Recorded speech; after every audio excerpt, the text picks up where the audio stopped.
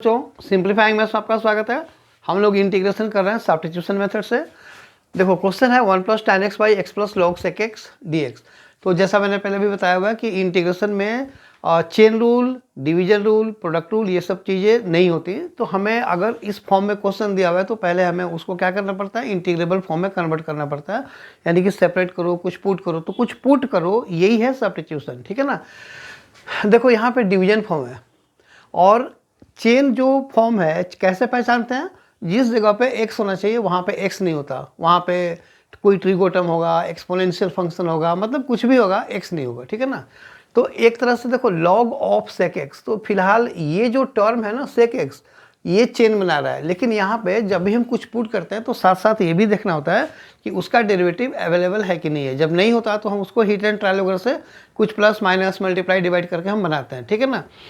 तो यहाँ पे देखो, अब यहाँ पे किसको पुट करना चाहिए वो समझने के लिए कुछ ना कुछ उसमें ना हिंट ऐसा जरूर होता है कि तुम उसको पकड़ सकते हो। एक टर्म पकड़ लिया ना तो बाकी टर्म्स खुद ही आ जाएंगे उसके अंदर। जैसे देखो x का डेरिवेटिव 1 होता है। मान लो तुम्हें log sec x का डायरेक्ट समझ में नहीं आता कि इसका डेरिवेटिव, तो तुम अपना या तो माइंड में कर लो। देखो log sec x तो चेन बना रहा है, तो log sec x का जो डेरिवेटिव होगा पहले क्या होगा, log का 1/, होता है ना। तो ये देखो 1/, sec x, और फिर sec x का क्या होता है, sec x into tan x। ये sec से कट गया तो क्या है, tan x है ना, तो ऊपर tan x है। इसका मतलब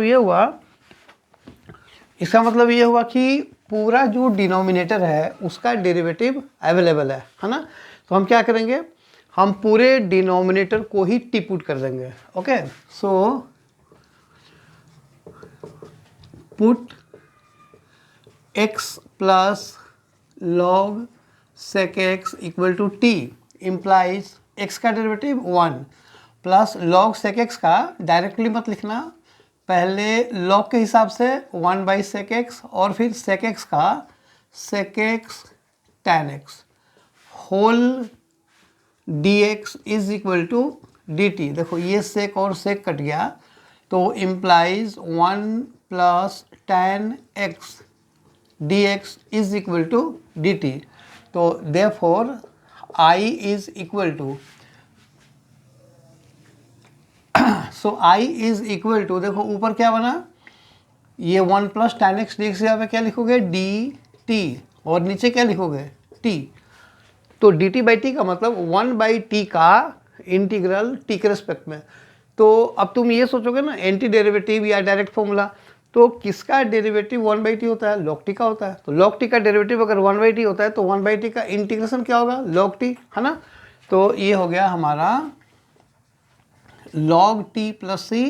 सो इम्प्लाइज I का जो फाइनल आंसर है log of x plus log of sec x plus c।